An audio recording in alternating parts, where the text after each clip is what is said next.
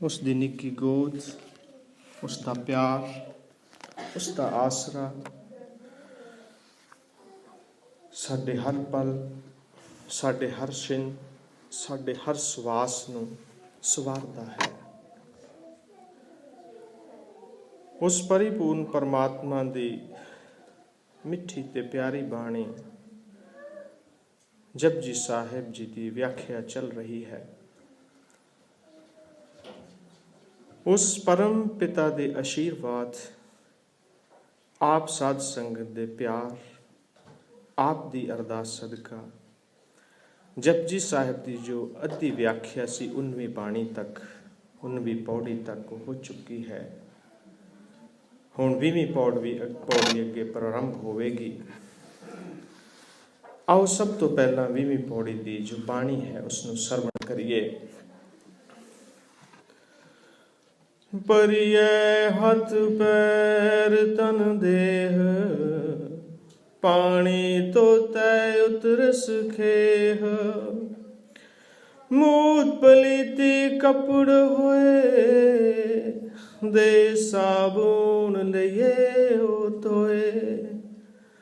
ਪਰਿਐ ਮਤ ਪਾਪਾ ਕੈ ਸੰਗ, ਓਧੋ ਪਹਿਨਾਵੈ ਕੇ ਰੰਗ। ਪੁੰਨੀ ਪਾਪੀ ਆਖਣ ਨਾਹੈ, ਕਰ ਕਰ ਕਰਣਾ ਲਿਖ ਲੈ ਜਾਹੁ। ਆਪੇ ਬੀਜ ਆਪੇ ਹੀ ਖਾਹੁ, ਨਾਨਕ ਹੁਕਮੀ ਆਵੋ ਜਾਹੁ। ਵਾਹਿਗੁਰੂ ਜੀ ਕਾ ਖਾਲਸਾ, ਵਾਹਿਗੁਰੂ ਜੀ ਕੀ ਫਤਿਹ। ਆਓ ਸਭ ਤੋਂ ਪਹਿਲਾਂ ਜਪਜੀ ਸਾਹਿਬ ਦੇ ਅੱਧ ਤੱਕ ਦੀ ਵਿਆਖਿਆ ਹੋਣ ਦੇ ਵਿੱਚ ਉਸ ਪਿਤਾ ਦੀ ਫਤਿਹ ਨੂੰ ਆਪਾਂ ਬੁਲੰਦ ਕਰੀਏ। ਵਾਹਿਗੁਰੂ ਜੀ ਕਾ ਖਾਲਸਾ, ਵਾਹਿਗੁਰੂ ਜੀ ਕੀ ਫਤਿਹ। ਧੰਨ ਧੰਨ ਸ਼੍ਰੀ ਗੁਰੂ ਨਾਨਕ ਦੇਵ ਜੀ ਮਹਾਰਾਜ। ਇਹ ਜਪਜੀ ਸਾਹਿਬ ਦੀ ਜੋ ਕਥਾ ਚੱਲ ਰਹੀ ਹੈ, 19 ਪੌੜੀਆਂ ਦੇ ਵਿੱਚ ਜੋ ਲੜੀ ਜੁੜਦੀ ਹੈ, ਗੁਰੂ ਸਾਹਿਬ ਜੀ ਨੇ ਪਹਿਲੇ ਸ਼ਬਦ ਦੇ ਵਿੱਚ 2 ਸਵਾਲ ਖੜੇ ਕੀਤੇ ਸਨ। ਇੱਕ ਨਾਮ ਦਾ, ਇੱਕ ਥਾਮ ਦਾ। ਧਰਤੀ ਹੋਰ ਪਰੈ ਹੋਰ ਹੋਰ, ਤਿਸ ਤੈ ਭਾਰ ਥਲੈ ਕਵਣ ਜੋਰ। ਇਹ ਥਾਮ ਕਿਵੇਂ ਸਾਜੇ, ਕਿਵੇਂ ਟਿਕਾਏ। ਤਬਲਾ ਬਲਦ ਖੜਾ ਹੈ, ਧਰਤੀ ਉਹਦੇ ਸਿੰਘਾਂ ਤੇ ਖੜੀ ਹੈ। ਇਹ ਧਰਤੀ ਹੀ ਨਹੀਂ, ਇਸ ਤੇ ਹੋਰ ਵੀ ਭਾਰ ਹੈ। ਦੂਸਰਾ, ਗੁਰੂ ਸਾਹਿਬ ਜੀ ਨੇ ਜੀ ਜਾਤ ਰੰਗਾਂ ਕੇ ਨਾਮ। ਇਹ ਨਾਮ ਤੇ ਥਾਮ ਦਾ ਸਵਾਲ ਸੀ। ਜੀਆਂ ਦੀ ਕਿਹੜੀ ਨਸਲ, ਕਿਸ ਕਿਸਮ ਦੇ ਜੀਵ ਇਸ ਧਰਤੀ ਦੇ ਵਿਹੜੇ ਦੇ ਵਿੱਚ ਵਸ ਰਹੇ ਹਨ। ਗੁਰੂ ਸਾਹਿਬ ਜੀ ਨੇ ਇਹਨਾਂ ਦਾ ਵਿਸਥਾਰ ਕੀਤਾ। ਜੀ ਜਾਤ ਕਿਸ ਕਿਸਮ ਦੇ ਹਨ, ਗੁਰੂ ਸਾਹਿਬ ਜੀ ਨੇ ਉਹਨਾਂ ਨੂੰ 2 ਹਿੱਸਿਆਂ ਦੇ ਵਿੱਚ ਵੰਡਿਆ, ਪੁੰਨੀ ਤੇ ਪਾਪੀ। ਇੱਕ ਪੌੜੀ ਸੀ ਅਸੰਖ ਜਪ ਅਸੰਖ ਪਾਓ, ਅਸੰਖ ਪੂਜਾ ਅਸੰਖ ਤਪ ਤਾਓ। ਪੁੰਨੀਆਂ ਦਾ ਜ਼ਿਕਰ ਸੀ, ਜਿਹੜੇ ਆਪਣੇ ਆਪਣੇ ਢੰਗ, ਆਪਣੇ ਆਪਣੇ ਤੌਰ ਤਰੀਕੇ ਦੇ ਨਾਲ, ਕੋਈ ਦੂਰੋਂ ਸਿੱਧੇ ਸਾਦੇ ਰਸਤੇ, ਕੋਈ ਟੇਢੇ ਮੇਢੇ ਰਸਤੇ ਠੋਕਰ ਖਾਂਦਾ ਉਸ ਦਰ ਤੇ ਇੱਕ ਨਾ ਇੱਕ ਦਿਨ ਪਹੁੰਚ ਹੀ ਜਾਂਦਾ ਹੈ। ਉਹ ਪੁੰਨੀਆਂ ਦੀ ਪੌੜੀ ਸੀ। ਅਗਲੀ ਪੌੜੀ ਸੀ ਪਾਪੀ ਪੁਰਸ਼, ਗੁਨਾਹਗਾਰਾਂ ਦੀ। ਉਹ ਜੋ ਮਲੇਸ਼ ਹਨ, ਅਸੰਖ ਮੂਰਖ, ਅੰਧਕੋਰ, ਅਸੰਖ ਚੋਰ, ਹਰਾਮਖੋਰ। ਜੀ ਜਾਤ ਰੰਗਾਂ ਦੇ ਨਾਮ ਦਾ ਵਿਸਥਾਰ ਚੱਲ ਰਿਹਾ ਸੀ। ਸਵਾਲ ਹੱਲ ਕਰਦੇ ਹੋਏ ਗੁਰੂ ਸਾਹਿਬ ਇੱਕ ਪੁੰਨੀਆਂ ਦੀ ਤੇ ਇੱਕ ਪਾਪੀਆਂ ਦੀ। ਪਾਪੀਆਂ ਕਾਚਾ ਧਨ ਸੰਚੇ ਮੂਰਖ ਗਵਾਰ। ਇੱਕ ਚੋਰ ਬਣਿਆ, ਇੱਕ ਹਰਾਮਖੋਰ ਬਣਿਆ। ਛੇਤੀ ਧਨ ਕਮਾਉਣ ਲਈ ਹਰਾਮ ਦੀ ਕਮਾਈ ਕਰਕੇ ਆਪਣੇ ਆਪ ਨੂੰ ਉੱਚਾ ਕੀਤਾ। ਉਸ ਦੀ ਗੁਰੂ ਸਾਹਿਬ ਜੀ ਨੇ ਵਿਆਖਿਆ ਕੀਤੀ। ਪਾਪ ਤੇ ਪੁੰਨ ਦੇ ਵਿੱਚ ਫਰਕ ਕੀ ਹੈ? ਕਿਰਤ ਤੇ ਅਕਿਰਤ ਦੇ ਵਿੱਚ ਫਰਕ ਕੀ ਹੈ? ਕਿਰਤ ਉਹ ਹੈ ਜਿਹਦਾ ਕਾਜ ਪੁੰਨ ਹੈ, ਪਾਪ ਕੀ ਹੈ? ਅਕਿਰਤ ਹੈ। ਪਾਪ ਨੂੰ ਜੇ ਅਸੀਂ ਸੂਖਮ ਸ਼ਬਦਾਂ ਦੇ ਵਿੱਚ ਲੈਣਾ ਚਾਹੀਏ, ਇਸ ਦਾ ਅਰਥ ਹੈ ਉਹ ਕੰਮ ਜਾਂ ਉਹ ਗੱਲ ਜਿਸ ਦੇ ਨਾਲ ਦੂਸਰੇ ਦਾ ਦਿਲ ਦੁਖੇ, ਜਿਸ ਦੇ ਨਾਲ ਦੂਸਰੇ ਦੇ ਦਿਲ ਨੂੰ ਠੇਸ ਪਹੁੰਚੇ। ਸਾਡਾ ਚੱਲਣਾ ਕਿਸੇ ਦੇ ਰਾਹ ਨੂੰ ਰੋਕ ਦੇਵੇ, ਉਹ ਪਾਪ ਹੈ। ਸਾਡਾ ਕੋਈ ਕਰਮ ਕਿਸੇ ਦੇ ਕਰਮ ਨੂੰ ਉਸ ਦੀ ਹੱਥਕੜੀ ਬਣਾ ਕੇ ਰੱਖ ਦੇਵੇ, ਪਾਪ ਹੈ। ਸਾਡੀ ਐਸੀ ਸੋਚ ਜੋ ਦੂਸਰੇ ਦੀ ਸੋਚ ਨੂੰ ਤਾਲਾ ਲਗਾ ਕੇ ਰੱਖ ਦੇਵੇ, ਉਹ ਪਾਪ ਹੈ। ਐਸਾ ਕੋਈ ਕਰਮ ਜਿਸ ਦੇ ਨਾਲ ਕੋਈ ਹਿਰਦਾ ਦੁਖ ਜਾਵੇ, ਜਿਸ ਦੇ ਨਾਲ ਦੂਸਰੇ ਨੂੰ ਨੁਕਸਾਨ ਹੋਵੇ, ਉਹ ਪਾਪ ਹੈ। ਪਾਪੀਆਂ ਦੀ ਗੁਰੂ ਸਾਹਿਬ ਨੇ ਗੱਲ ਕੀਤੀ, ਕਿਰਤ ਅਕਿਰਤ ਦੀ ਗੱਲ ਕੀਤੀ। ਵਿਸ਼ਲੇਸ਼ਣ ਹੋਇਆ ਪਾਪੀ ਲੋਕਾਂ ਦਾ, ਜਿੰਨੇ ਪਾਪ ਗੁਨਾਹ ਹਨ ਉਹ ਸਭ ਮੈਲ ਹਨ। ਅਸੰਖ ਮਲੇਸ਼ ਮਲ ਪਖਾਏ। ਉਹ ਮਲੇਸ਼ ਹਨ। ਮਲੇਸ਼ ਹੁੰਦਾ ਹੈ ਜਿਸ ਨੂੰ ਮੈਲ ਲੱਗੀ ਹੋਈ ਹੈ। ਗੁਰਬਾਣੀ ਦਾ ਸ਼ਬਦ ਹੈ, ਔਗਣ ਭਰਿਆ ਸਰੀਰ ਹੈ, ਕਿਉਂ ਸੰਤੋ ਨਿਰਮਲ ਹੋਏ।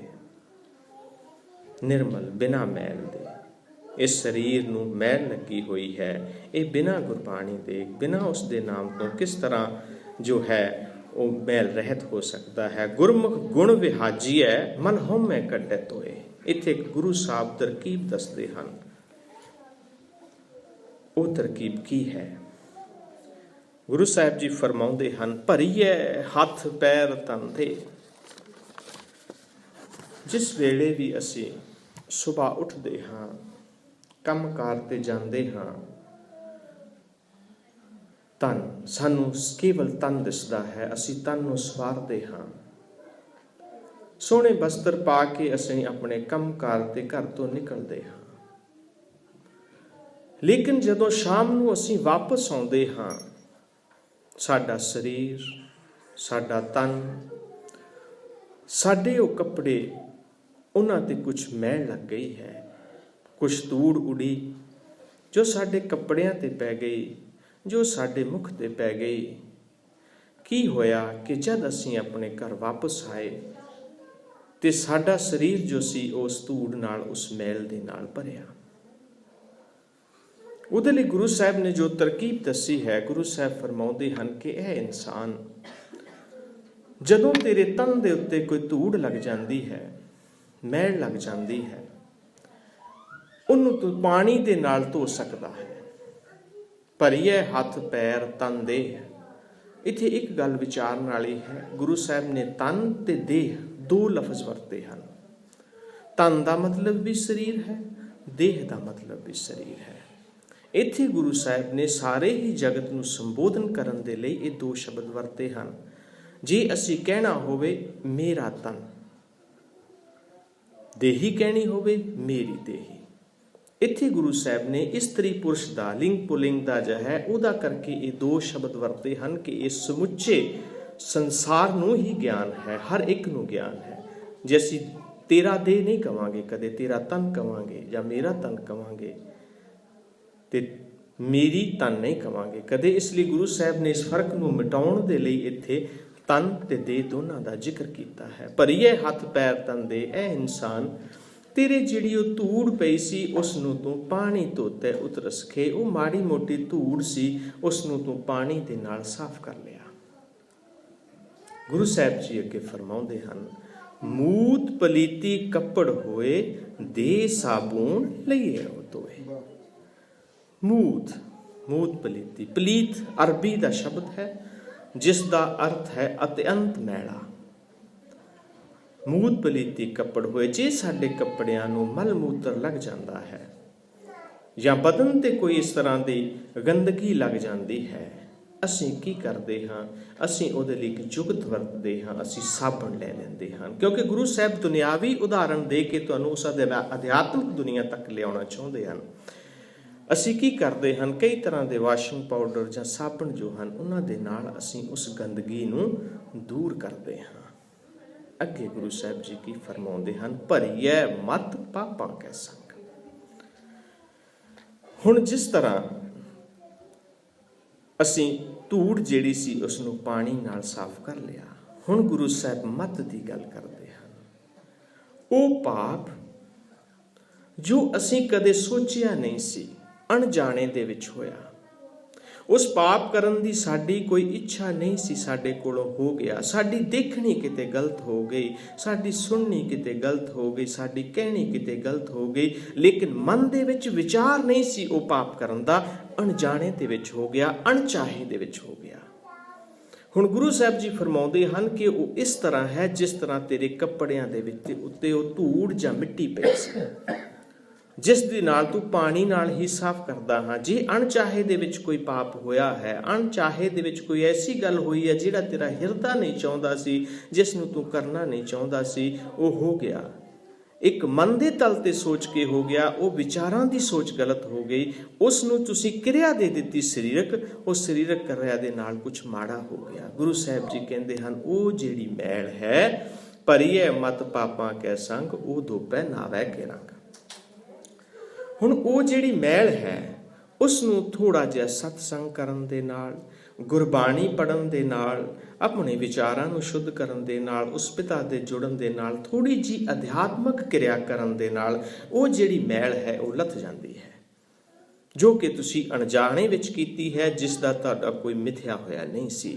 ਗੁਰੂ ਸਾਹਿਬ ਜੀ ਕਹਿੰਦੇ ਹਨ ਉਹ ਜਿਹੜੀ ਹੈ ਉਹ ਉਹਦੇ ਨਾਲ ਜੋ ਪਾਣੀ ਦੀ ਤਰ੍ਹਾਂ, ਜੋ ਥੋੜੀ ਬਹੁਤ ਗੁਰਬਾਣੀ ਪੜ੍ਹ ਕੇ ਉਸ ਪਿਤਾ ਦੇ ਨਾਲ ਜੁੜ ਕੇ ਉਹ ਦੂਰ ਹੋ ਜਾਂਦੀ ਹੈ।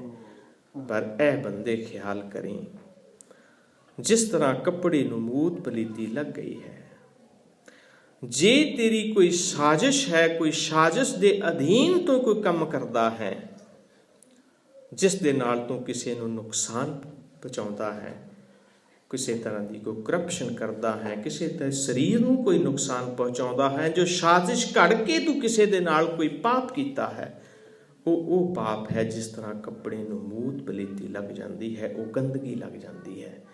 ਉਹ ਜਿਹੜੀ ਗੰਦਗੀ ਹੈ ਉਹ ਤੁਸੀਂ ਹੁਣ ਜਿਸ ਤਰ੍ਹਾਂ ਜਿਹਨੂੰ ਮੂਤ ਪਲੀਤੀ ਕੱਪੜ ਹੋਏ ਦੇ ਸਾਬੁਨ ਲਈਏ ਧੋਏ, ਉਹਨੂੰ ਸਾਬਣ ਨਾਲ ਧੋ ਕੇ ਤੂੰ ਸਾਫ਼ ਕਰ ਲਿਆ ਸੀ, ਉਹ ਪਾਣੀ ਦੇ ਨਾਲ ਨਹੀਂ ਸਾਫ਼ ਹੋਈ। ਹੁਣ ਇੱਥੇ ਗੁਰੂ ਸਾਹਿਬਾਨ ਫਰਮਾਉਂਦੇ ਹਨ ਕਿ ਇਹ ਬੰਦੇ ਜੋ ਤੂੰ ਇਹੋ ਜਿਹਾ ਪਾਪ ਕੀਤਾ ਹੈ, ਜੋ ਮਿੱਥ ਕੇ ਕੀਤਾ ਹੈ, ਜੋ ਸਾਜ਼ਿਸ਼ ਕਰਕੇ ਕੀਤਾ ਹੈ, ਉਹ ਤੇਰਾ ਥੋੜੀ ਬਹੁਤ ਗੁਰਬਾਣੀ ਦੇ ਨਾਲ ਨਹੀਂ ਲੈਣਾ, ਉਸ ਪਾਣੀ ਦੇ ਨਾਲ ਨਹੀਂ ਲੈਣਾ। ਇਹਦੇ ਲਈ ਤੈਨੂੰ ਘੋਰ ਤਪੱਸਿਆ ਕਰਨੀ ਪਏਗੀ, ਇਹਦੇ ਲਈ ਤੈਨੂੰ ਗੁਰਬਾਣੀ ਦੇ ਵਿੱਚ ਰਚਣਾ ਪਏਗਾ, ਤੈਨੂੰ ਆਪਣੇ ਆਪ ਨੂੰ ਮਾਰ ਕੇ ਉਸ ਗੁਰਬਾਣੀ ਦੀ ਤਹਿ ਤੱਕ ਜਾਣਾ ਚਾਹੇਗਾ, ਬਹੁਤ ਹੱਦ ਤੱਕ। ਕਿਉਂਕਿ ਗੁਰਬਾਣੀ ਕੀ ਹੈ, ਨਾਮ ਕੀ ਹੈ, ਇੱਕ ਗੁਣ ਹੈ। ਹੁਣ ਗੁਣ ਜੋ ਹੈ ਉਹ ਸਾਬਣ ਦਾ ਕੰਮ ਕਰਦਾ ਹੈ। ਜਿਹੜੀ ਸਾਡੇ ਮੈਲ ਲੱਗ ਗਈ ਹੈ ਉਹ ਜੋ ਹੈ ਉਸ ਗੁਣਾਂ ਦੇ ਨਾਲ, ਉਸ ਪਰਮਾਤਮਾ ਦੇ ਗੁਣਾਂ ਦੇ ਨਾਲ, ਜੋ ਸਾਡੇ ਗੁਰਬਾਣੀ ਪੜ੍ਹ ਕੇ ਬਹੁਤ ਘੋਰ ਤਪੱਸਿਆ ਕਰਕੇ ਸਾਡੇ ਪਾਸ ਹੁੰਦੀ ਹੈ, ਉਹਨਾਂ ਪਾਪਾਂ ਨੂੰ ਤੋਂ ਤਾਂ ਧੋ ਸਕਦਾ ਹੈ। ਪਰ ਇੱਥੇ ਗੁਰੂ ਸਾਹਿਬ ਜੀ ਇੱਕ ਹੋਰ ਗੱਲ ਕਹਿੰਦੇ ਹਨ, ਉਹ ਧੋਪੈ ਨਾਵੈ ਕੇ ਰੰਗ। ਹੁਣ ਇੱਥੇ ਗੁਰੂ ਸਾਹਿਬ ਨੇ ਇੱਕ ਰੰਗ ਦਾ ਵਰਤੋਂ ਕੀਤੀ ਹੈ। ਉਹ ਰੰਗ ਕਿਹੜਾ ਹੈ? ਇਹ ਬੰਦੇ, ਜੇ ਤੂੰ ਬੰਦਗੀ ਕਰਨੀ ਹੈ ਉਹ ਕਿਸੇ ਰੰਗ ਦੇ ਵਿੱਚ ਹੋਣੀ ਚਾਹੀਦੀ ਹੈ। ਜੇ ਤੂੰ ਵਾਹਿਗੁਰੂ ਕਹਿਣਾ ਹੈ ਤੇ ਉਹ ਵਾਹਿਗੁਰੂ ਦਾ ਵੀ ਇੱਕ ਰੰਗ ਹੈ, ਉਸ ਰੰਗ ਦੇ ਵਿੱਚ ਜਾ ਕੇ ਤੂੰ ਵਾਹਿਗੁਰੂ ਕਹੇਂਗਾ ਤੇ ਤੇਰੀ ਉਹ ਜਿਹੜੀ ਬੰਦਗੀ ਹੈ ਉਹ ਸਫਲ ਹੋਏਗੀ। ਤੂੰ ਅੱਲਾ ਕਹੇਂਗਾ ਲੇਕਿਨ ਅੱਲਾ ਦਾ ਇੱਕ ਰੰਗ ਹੈ, ਜੇ ਤੂੰ ਮੂੰਹ ਦੇ ਉੱਤੋਂ ਕਹਿ ਦਿੱਤਾ ਤੇਰੇ ਹਿਰਦੇ ਚੋਂ ਨਾ ਆਇਆ। ਉਹ ਰੰਗ ਕੀ ਹੈ? ਜੋ ਤੁਹਾਡੀ ਜ਼ੁਬਾਨ ਤੇ ਹੈ ਉਹ ਤੁਹਾਡੇ ਹਿਰਦੇ ਦੇ ਨਾਲ ਮੇਲ ਖਾਂਦਾ ਹੈ। ਜੋ ਤੁਸੀਂ ਗੱਲ ਹਿਰਦੇ 'ਚ ਹੈ ਉਹ ਤੁਹਾਡੀ ਜ਼ੁਬਾਨ ਤੇ ਹੈ, ਉਹ ਜੋ ਹੈ ਉਹ ਰੰਗ ਹੈ। ਅੱਲਾ ਦਾ ਰੰਗ ਹੈ, ਅੱਲਾ ਨੂੰ ਕਹਿਣਾ ਹੈ ਤੇ ਉਸਦੇ ਰੰਗ ਵਿੱਚ ਕਹਿਣਾ ਹੈ। ਤੁਹਾਡੇ ਹਿਰਦੇ ਦੇ ਵਿੱਚ, ਤੁਹਾਡੀ ਜ਼ੁਬਾਨ ਤੇ ਇੱਕੋ ਹੀ ਨਾਮ ਹੋਵੇ ਅੱਲਾ, ਇੱਕੋ ਹੀ ਨਾਮ ਹੋਵੇ ਵਾਹਿਗੁਰੂ। ਰਾਮ ਕਹਿੰਦੇ ਹੋ ਰਾਮ ਕਹੋ, ਪਰ ਉਹਨਾਂ ਦੋਨਾਂ ਦਾ ਤਾਲਮੇਲ ਹੋਣਾ ਚਾਹੀਦਾ ਹੈ। ਉਹ ਧੋਪੈ ਨਾਵੇ ਕੇ ਰੰਗ, ਉਸ ਨਾਮ ਦਾ ਇੱਕ ਰੰਗ ਹੋਣਾ ਚਾਹੀਦਾ। ਉਸਦੇ ਰੰਗ ਦੇ ਵਿੱਚ ਰੰਗ ਕੇ ਅਗਰ ਤੁਸੀਂ ਨਾਮ ਜਪੋਗੇ ਤਾਂ ਉਹ ਜਿਹੜੀ ਮੈਲ ਹੈ ਉਹ ਜਿਹੜੀ ਹੈ ਉਹ ਲੱਥ ਜਾਂਦੀ ਹੈ। ਮੈਲ ਜੋ ਹੈ ਹਰ ਚੁਰਸਤੇ ਤੇ ਸਾਨੂੰ ਕਿਤੇ ਨਾ ਕਿਤੇ ਕੋਈ ਮੈਲ ਦਾ ਬੁੱਲਾ ਮਿਲ ਜਾਂਦਾ ਹੈ, ਇੱਕ ਗੁਨਾਹਾਂ ਦਾ ਬੁੱਲਾ ਮਿਲ ਜਾਂਦਾ ਹੈ ਸਾਨੂੰ। ਅਸੀਂ ਨਾ ਵੀ ਚਾਹੁੰਦੇ ਹੋਏ, ਅਸੀਂ ਜੇ TV ਵੀ ਔਨ ਕਰਦੇ ਹਾਂ, ਕੋਈ ਨਾ ਕੋਈ ਗੁਨਾਹਾਂ ਦਾ ਬੁੱਲਾ ਆ ਜਾਂਦਾ ਹੈ। ਸਾਡਾ ਜੀਵਨ ਜੋ ਹੈ, ਜਿਸ ਤਰ੍ਹਾਂ ਇਸ ਦੁਨੀਆ ਦੇ ਵਿੱਚ ਧੂੜ ਮਿੱਟੀ ਬਹੁਤ ਹੈ, ਅਸੀਂ ਬਾਹਰ ਨਿਕਲਾਂਗੇ ਅਸੀਂ ਮੈਲੇ ਹੋਵਾਂਗੇ ਹੀ ਹੋਵਾਂਗੇ। ਅਗਰ ਅਧਿਆਤਮਕ ਤਲ ਤੇ ਜੋ ਹੈ ਉਹ ਅਸੀਂ ਕਰਦੇ ਹਾਂ ਤੇ ਅਧਿਆਤਮਕ ਤਲ ਦੇ ਉੱਤੇ ਜੋ ਹੈ ਅਸੀਂ ਮੈਲੇ ਜ਼ਰੂਰ ਹੋਵਾਂਗੇ। ਸਾਡੀ ਦੇਖਣੀ ਕਿਤੇ ਨਾ ਕਿਤੇ ਗਲਤ ਜ਼ਰੂਰ ਹੋਵੇਗੀ, ਸਾਡੀ ਸੋਚਣੀ ਕਿਤੇ ਨਾ ਕਿਤੇ ਗਲਤ ਜ਼ਰੂਰ ਹੋਵੇਗੀ, ਕਿਉਂਕਿ ਸਾਡਾ ਆਲਾ ਦੁਆਲਾ ਜੋ ਹੈ, ਜਿਸ ਸਮਾਜ ਦੇ ਵਿੱਚ ਅਸੀਂ ਰਹਿ ਰਹੇ ਹਾਂ, ਉਸ ਹਰ ਚੁਰਸਤੇ ਦੇ ਉੱਤੇ ਕੋਈ ਨਾ ਕੋਈ ਟੋਕਰਾ ਲੈ ਕੇ ਖੜਾ ਹੈ ਗੁਨਾਹਾਂ ਦਾ, ਜਿਹੜਾ ਤੁਹਾਡੇ ਹਿਰਦੇ ਨੂੰ ਕਿਤੇ ਨਾ ਕਿਤੇ ਮੈਲਾ ਕਰ ਜਾਂਦਾ ਹੈ। ਦੁਨੀਆ ਦੇ ਵਿੱਚ ਦੋ ਹੀ ਢੰਗ ਹਨ।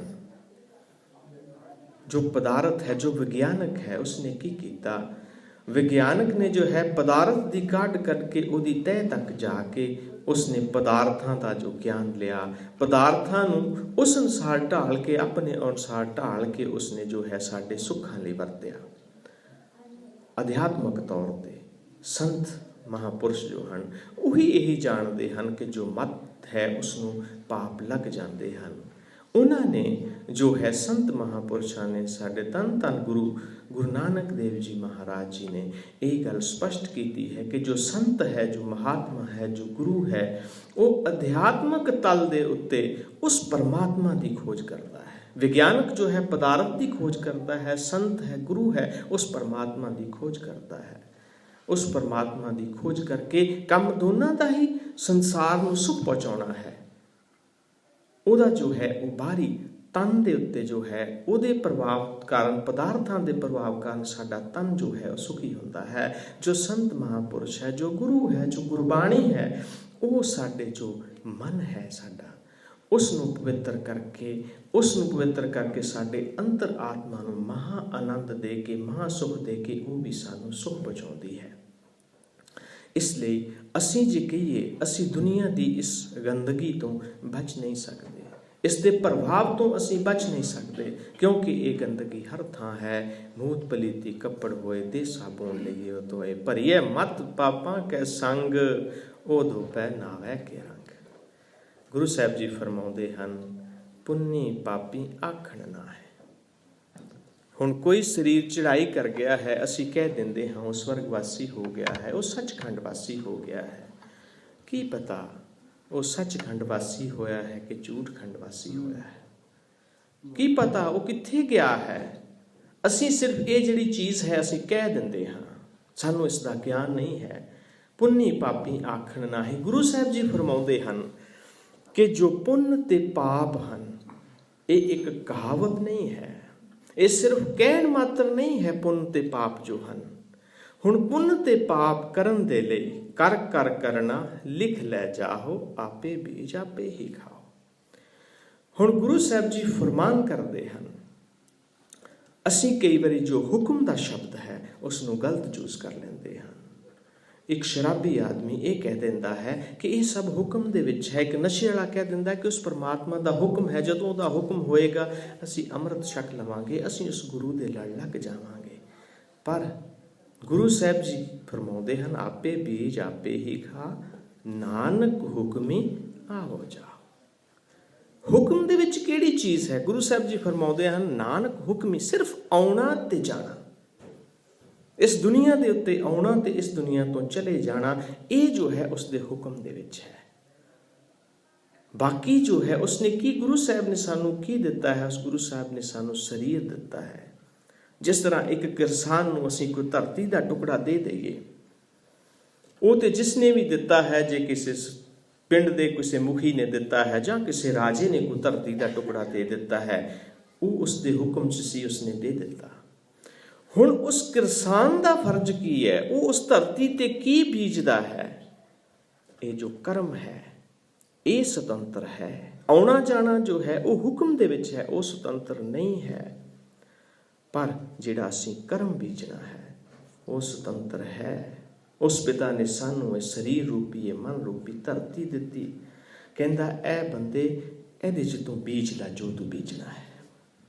ਉਹ ਹੁਣ ਸਾਡਾ ਕਰਮ ਹੈ, ਅਸੀਂ ਉਹਦੇ ਵਿੱਚ ਕੀ ਬੀਜਾਂਗੇ। ਜੇ ਅਸੀਂ ਬਿਖ ਬੀਜਾਂਗੇ ਤੇ ਉਹਦੇ ਵਿੱਚ ਬਿਖ ਹੀ ਆਵੇਗੀ, ਤੇ ਜੇ ਅਸੀਂ ਕੋਈ ਅੱਛੀ ਚੀਜ਼ ਬੀਜਾਂਗੇ ਤੇ ਉਹ ਜ਼ਰੂਰ ਉਹਦੇ ਵਿੱਚ ਕੋਈ ਨਾ ਕੋਈ ਅੱਛਾ ਹੋਵੇਗਾ। ਉਹ ਜੋ ਫਲ ਹੈ, ਉਹ ਫਲ ਹੈ ਉਹ ਅਸੀਂ ਪ੍ਰਾਪਤ ਕਰਾਂਗੇ।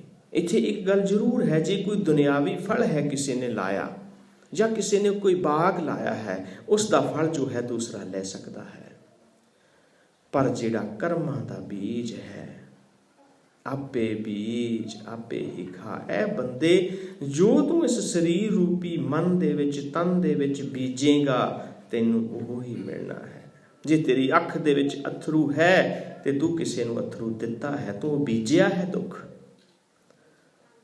ਜੇ ਕੋਈ ਹੱਸਦਾ ਹੈ ਤੇ ਉਸਨੇ ਕਿਸੇ ਦੇ ਬੁੱਲਾਂ ਤੇ ਕੋਈ ਮੁਸਕਾਨ ਲਿਆਂਦੀ ਹੋਏਗੀ, ਉਸਨੇ ਕਿਸੇ ਦੇ ਮਨ ਨੂੰ, ਉਸਨੇ ਕਿਸੇ ਦੇ ਹਿਰਦੇ ਨੂੰ ਖੁਸ਼ ਕੀਤਾ ਹੋਵੇਗਾ, ਤਾਂ ਉਸਦੇ ਜੋ ਹੈ ਚਿਹਰੇ ਦੇ ਉੱਤੇ ਖੁਸ਼ੀ ਹੈ।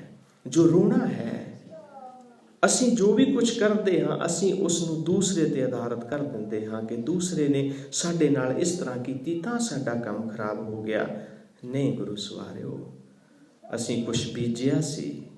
ਜੇ ਸਾਡੀ ਝੋਲੀ ਦੇ ਵਿੱਚ ਕੇਵਲ ਦੁੱਖ ਹਨ ਤਾਂ ਅਸੀਂ ਉਹ ਦੁੱਖ ਬੀਜੇ ਸੀ। ਹਾਂ, ਅਣਜਾਣੇ 'ਚ ਹੋ ਸਕਦਾ ਜੋ ਬੀਜ ਬੀਜਿਆ ਸਾਨੂੰ ਯਾਦ ਭੁੱਲ ਗਿਆ ਹੋਵੇ ਕਿ ਅਸੀਂ ਕਿਹੜਾ ਬੀਜ ਬੀਜਿਆ ਸੀ। ਪਰ ਉਹ ਜੋ ਧਰਤੀ ਹੈ ਉਹਦੇ ਵਿੱਚ ਜੋ ਅਸੀਂ ਬੀਜਦੇ ਹਾਂ ਉਹ ਹੀ ਵੱਢਦੇ ਹਾਂ। ਇਹ ਬੰਦੇ, ਜੇ ਤੂੰ ਬਿਖ ਬੀਜੇਗਾ ਤੇ ਤੂੰ ਬਿਖ ਹੀ ਖਾਏਗਾ। ਹੁਣ ਪ੍ਰਭੂ ਨਿਰਮਲ ਹੈ। ਜੋ ਨਿਰਮਲ ਪ੍ਰਭੂ ਹੈ, ਪ੍ਰਭੂ ਨੂੰ ਫਿਕਰ ਹੋਇਆ ਕਿ ਇਹ ਇਨਸਾਨ ਜੋ ਇਤਨਾ ਮਲੇਸ਼ ਹੋ ਚੁੱਕਾ ਹੈ, ਜੋ ਪੁੰਨੀ ਪਾਪੀ ਹੈ, ਜੋ ਪੁੰਨੀਆਂ ਦੀ ਪੌੜੀ ਸੀ, ਉਹਦੇ ਤੇ ਗੁਰੂ ਸਾਹਿਬ ਨੇ ਕਿਹਾ ਜੋ ਪੁੰਨ ਕਰਦੇ ਹਨ ਉਹ ਕਿਸੇ ਵੀ ਤਰੀਕੇ ਨਾਲ ਕਰਦੇ ਹਨ, ਕਿਸੇ ਵੀ ਰਸਤੇ ਆਉਂਦੇ ਹਨ, ਉਹ ਤੇ ਇੱਕ ਦਿਨ ਆਪਣੀ ਮੰਜ਼ਿਲ ਦੇ ਉੱਤੇ ਪਹੁੰਚ ਜਾਣਗੇ, ਉਹਨਾਂ ਨੂੰ ਤਾਂ ਮੈਂ ਆਪਣੀ ਗਲਵਕੜੀ 'ਚ ਲੈ ਲਵਾਂਗਾ। ਪਰ ਗੁਰੂ ਸਾਹਿਬ ਨੂੰ ਉੱਥੇ ਫਿਕਰ ਹੈ ਮਲੇਸ਼ ਦਾ। ਉਹ ਕਹਿੰਦੇ ਹਨ ਜੋ ਮੈਲਾ ਹੈ, ਜਿਸ ਦੀ ਮੱਤ ਮੈਲੀ ਹੋ ਚੁੱਕੀ ਹੈ, ਮੈਂ ਉਸ ਨੂੰ ਵੀ ਸਵਾਰਨਾ ਹੈ। ਕਿਉਂਕਿ ਪ੍ਰਭੂ ਜੋ ਹੈ ਉਹ ਨਿਰਮਲ ਹੈ। ਉਸ ਨਿਰਮਲ ਦੇ ਵਿਹੜੇ ਦੇ ਵਿੱਚ ਕੇਵਲ ਨਿਰਮਲ ਜਾ ਸਕਦਾ ਹੈ। ਉੱਥੇ ਜੋ ਮਲੇਸ਼ ਹੈ ਉਸ ਦਾ ਕੋਈ ਥਾਂ ਨਹੀਂ ਹੈ। ਇਹ ਜੋ ਗੁਰੂ ਸਾਹਿਬ ਜੀ ਨੇ ਫਰਮਾਇਆ ਹੈ ਕਿ ਨਾਨਕ ਹੁਕਮੀ ਆਵੋ ਜਾਓ। ਜਦ ਤੱਕ ਅਸੀਂ, ਸਾਡਾ ਪੰਜ ਤੱਤਾਂ ਦਾ ਜੋ ਸਰੀਰ ਹੈ ਇਹ ਮਿੱਟੀ ਦਾ ਸਰੀਰ ਹੈ, ਇਸ ਮਿੱਟੀ ਦੇ ਨਾਲ ਜੁੜਿਆ ਹੋਇਆ ਹੈ। ਜਦ ਤੱਕ ਸਾਡੀਆਂ ਭਾਵਨਾਵਾਂ, ਸਾਡੀਆਂ ਖਾਸ਼ਾਂ ਜਿਹੜੀਆਂ ਇਸ ਧਰਤੀ ਦੇ ਨਾਲ ਜੁੜੀਆਂ ਹੋਈਆਂ ਹਨ, ਤਦ ਤੱਕ ਅਸੀਂ ਆਉਂਦੇ ਜਾਂਦੇ ਰਹਾਂਗੇ। ਅਸੀਂ ਉਹ ਕਰਮ ਕਰਦੇ, ਅਸੀਂ ਜੁੜੇ ਹੋਏ ਹਾਂ ਇਸ ਧਰਤੀ ਦੇ ਨਾਲ, ਕਰਮ ਕਰਦੇ ਹਾਂ। ਜੋ ਇਨਸਾਨ ਸਿਰਫ ਆਪਣੇ ਲਈ ਹੀ ਕਰਦਾ ਹੈ, ਧਰਤੀ ਦੇ ਨਾਲ ਜੁੜਿਆ ਹੋਇਆ, ਉਹ ਬਾਰ-ਬਾਰ ਆਉਂਦਾ ਰਹੇਗਾ, ਕਿਉਂਕਿ ਉਹਦੇ ਨਾਲ ਜੁੜਿਆ ਹੈ, ਉਹਦੀ ਪਕੜ ਜ਼ਮੀਨ ਦੇ ਨਾਲ ਬਣੀ ਹੋਈ ਹੈ। ਜਦ ਤੱਕ ਸਾਡੀ ਪਕੜ ਉਸ ਪਰਿਪੂਰਨ ਪਰਮਾਤਮਾ ਦੇ ਨਾਲ ਨਹੀਂ ਜੁੜਦੀ, ਅਸੀਂ ਇਸ ਸਰੀਰ ਤੋਂ, ਇਸ ਦੇਹੀ ਤੋਂ ਮੁਕਤ ਨਹੀਂ ਹੋ ਸਕਦੇ। ਮੈਲਾ ਮਲਤਾ ਇਹ ਸੰਸਾਰ, ਮੈਲਾ ਬ੍ਰਹਮਾ ਮੈਲਾ ਇੰਦ, ਰਵ ਮੈਲਾ ਮੈਲਾ ਹੈ ਚੰਦ, ਇੱਕ ਹਰ ਨਿਰਮਲ ਜਾ ਕਾ ਅੰਤ ਨਾ ਪਾਰ। ਉਹ ਜੋ ਪਰਮਾਤਮਾ ਹੈ ਉਹ ਨਿਰਮਲ ਹੈ, ਉਹ ਪਿਆਰਾ ਹੈ, ਉਹ ਸੱਚ ਹੈ। ਉੱਥੇ ਜਾਣ ਦੇ ਲਈ ਸਾਨੂੰ ਉਹਦੇ ਤਰ੍ਹਾਂ ਨਿਰਮਲ ਬਣਨਾ ਪਏਗਾ। ਇਹ ਜੋ ਵਿਧੀ ਗੁਰੂ ਸਾਹਿਬ ਜੀ ਦੱਸ ਰਹੇ ਹਨ, ਉਹਨਾਂ ਨੂੰ ਫਿਕਰ ਹੈ ਉਹਨਾਂ ਲੋਕਾਂ ਦਾ। ਪਰਮਾਤਮਾ ਉਹ ਅਕਾਲ ਪੁਰਖ ਕਹਿੰਦਾ ਹੈ ਕਿ ਇਹ ਬੰਦਾ ਮੇਰਾ ਹੀ ਤੇ ਸਾਜਿਆ ਹੋਇਆ ਹੈ, ਤੇ ਮੈਂ ਇਹੋ ਜਿਹਾ ਕੋਈ ਉਪਾਅ ਕਰਾਂ ਜਿਸ ਦੇ ਨਾਲ ਇਹ ਮੇਰੀ ਗਲਵਕੜੀ ਦੇ ਵਿੱਚ ਆ ਸਕੇ। ਉਹਦੇ ਲਈ ਗੁਰੂ ਸਾਹਿਬ ਇਹ ਰਸਤਾ ਦੱਸਦੇ ਹਨ। ਇਸ ਪੌੜੀ ਦੇ ਵਿੱਚ ਗੁਰੂ ਸਾਹਿਬ ਜੀ ਜੋ ਰਸਤਾ ਫਰਮਾਨ ਕਰਦੇ ਹਨ ਉਸ ਪਿਤਾ ਦੇ ਨਾਲ ਕਿ ਤੂੰ ਆਪਣੇ ਮਨ ਦੇ ਵਿੱਚ ਆਪਣੀ ਮੱਤ ਨੂੰ ਜੋ ਮੈਲੀ ਹੋ ਚੁੱਕੀ ਹੈ, ਜਿਸ ਤਰ੍ਹਾਂ ਤੂੰ ਦੁਨਿਆਵੀ ਸਾਧਨਾ ਦੇ ਨਾਲ ਆਪਣੇ ਤਨ ਨੂੰ ਸਾਫ਼ ਕਰਦਾ ਹੈ, ਉਸੇ ਤਰ੍ਹਾਂ ਆਪਣੇ ਮਨ ਨੂੰ ਤੂੰ ਉਸ ਗੁਰਬਾਣੀ ਦੇ ਨਾਲ, ਉਸ ਸਾਬਣ ਦੇ ਨਾਲ, ਉਹ ਜੋ ਨਾਮ ਹੈ, ਉਹ ਗੁਣ ਹੈ, ਗੁਣ ਜੋ ਹੈ ਉਹ ਸਾਬਣ ਦੇ ਰੂਪ ਵਿੱਚ ਸਾਡੀ ਮੈਲ ਜੋ ਹੈ ਉਹ ਧੋਂਦਾ ਹੈ। ਇਹ ਪ੍ਰਾਣੀ ਤੂੰ ਉਸ ਪਰਮਾਤਮਾ ਦੇ ਲੜ ਲੱਗ ਕੇ, ਉਸ ਪਰਮਾਤਮਾ ਦੀ ਬਾਣੀ ਨੂੰ ਪੜ੍ਹ ਕੇ ਆਪਣੇ ਆਪ ਨੂੰ, ਇਹ ਜੋ ਮੱਤ ਜੋ ਇਸ ਸਦੀਆਂ ਦੀ ਲੱਗੀ ਹੋਈ ਹੈ, ਕਈ ਜਨਮਾਂ ਦੀ ਲੱਗੀ ਹੋਈ ਹੈ, ਉਸ ਨੂੰ ਤੂੰ ਆਪਣੇ ਤੋਂ ਦੂਰ ਕਰ।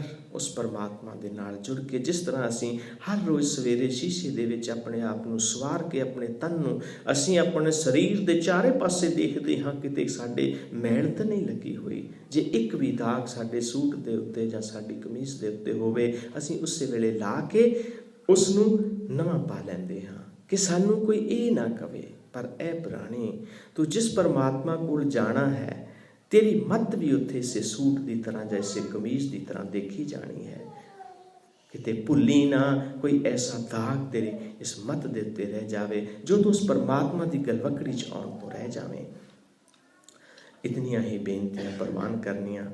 ਬਾਕੀ ਇਸ ਪੌੜੀ ਦੀ ਕਥਾ ਫਿਰ ਅਗਲੇ ਹਫਤੇ ਹੋਵੇਗੀ। ਅਗਾਧ ਬੋਧ ਬਾਣੀ ਹੈ ਉਸ ਪਿਤਾ ਦੀ, ਆਪ ਦੇ ਸੰਗਤਾਂ ਦੇ ਪਿਆਰ, ਸੰਗਤਾਂ ਦੀ ਚਰਨਾਂ ਦੀ ਧੂੜੀ ਦੀ ਸਦਕਾ दास ये कर पाया है और कर रहा है, उस परमात्मा की अपार कृपा जितनी वो मत बख्शता है उसके आधार ते दास कह सकता है। गुरबाणी पढ़द्या होया कोई शब्द वध घट के आ गया होवे, गुरबाणी के आधार तो किते इधर उधर चला गया हो, आप संगत ब्रह्म ज्ञानी का रूप है, आप सब जानते हो। इस निमाणे में बख्श देना वो परिपूर्ण परमात्मा साध संगत जो है बख्शण योग है। अरदास करनी उस परमात्मा अगे इस निगुणे नूं परमात्मा गुण बख्शे, अपने नाम नाल जोड़े ताकि उस नाम नूं इस रसना नाल कह के आप दे हिरदे नाल सांझ पा के असीं उस परिपूर्ण परमात्मा दे गुण गा सकीए। अगर कोई शब्द किसी हिरदे नूं प्रवान ना होया होवे, वो दास दी मूर्खता समझ के जां मेरी मूर्खता कोई विच आ गई होवे गुरबाणी दे, उस नूं मेरी मूर्खता समझ के मेरी झोली विच पा देना, पर उस पिता दा जो शब्द है उस हिरदे दे विच वसा के ले जाना। वो पिता दा एक शब्द हिरदे दे विच वसिया होया साडे मन दी साडी जिंदगी दी मैल नूं धो सकदा है। इतनियां ही बेनतियां प्रवान करनियां। वाहिगुरू जी का खालसा, वाहिगुरू जी की फतेह। हुण मेरे सत्कारयोग वीर भाई हरविंदर सिंह जी आप जी नूं गुरबाणी दे नाल जोड़नगे। उस तो बाद मेरे भाई सुरप्रीत जी वो एक कविता कहेंगे, उस तो बाद आनंद साहब जी का पाठ होएगा। वाहिगुरू जी का खालसा, वाहिगुरू जी की फतेह।